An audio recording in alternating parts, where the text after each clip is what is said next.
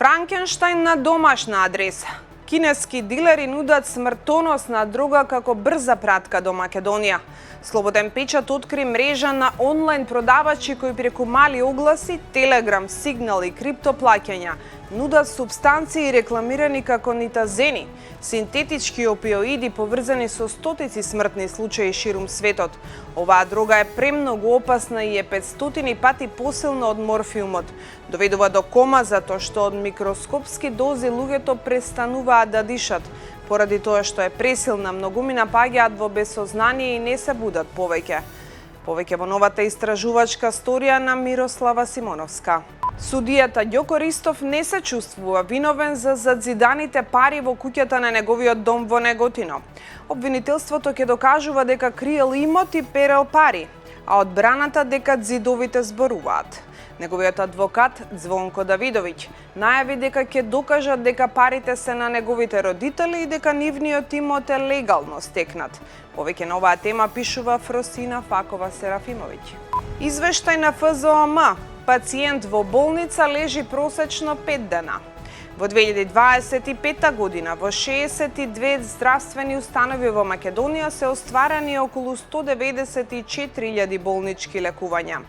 Просечното болничко лекување е малку под 5 дена и го чинело здравствениот систем 32 милиарди денари, според најновиот аналитички извештај за болничко лекување во 2025 година во Македонија. Државата конечно реши да се погледне во огледало, ама наместо себе го виде граѓанинот и не се допадна како е облечен.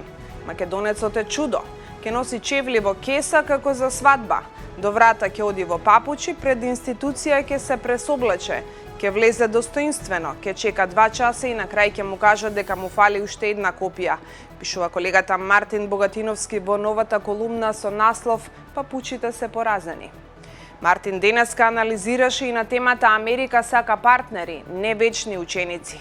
Извештајот на Стейт Департментот испраќа јасна порака дека Вашингтон повеќе не сака да настапува како градител и поправач на држави на Западен Балкан, туку како прагматичен партнер со свој безбедносни, енергетски и економски интереси.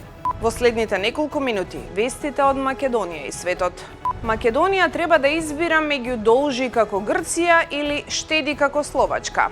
Во наредните 5 години се планирани задолжувања од 8,5 милиарди евра. Фискалниот совет оценува дека нивото на јавниот долг и понатаму останува релативно висок за мала и отворена економија. Експертите од советот предлагаат да се следи успешната приказна на Словачка, која преку реформа на структурата на јавните расходи успеала да заштеди дури 7% од вкупните јавни расходи. Повеќе за ова во текстот на Весна Дамчевска. Богатството во Австрија се концентрира кај многу мал број супер богати луѓе, додека милиони граѓани располагаат со само мал дел од националниот капитал. Анализата покажува дека инвестициите во акции, фондови и приватен капитал дополнително го продлабочуваат јазот меѓу богатите и сиромашните. Истовремено, САД остануваат глобален символ на екстремна концентрација на богатство и милиардерска моќ, анализира нашиот дописник од Виена Зоран Русмир. По протестот градот не го менува, но го омекнува ставот за дивиот премин на Битпазар.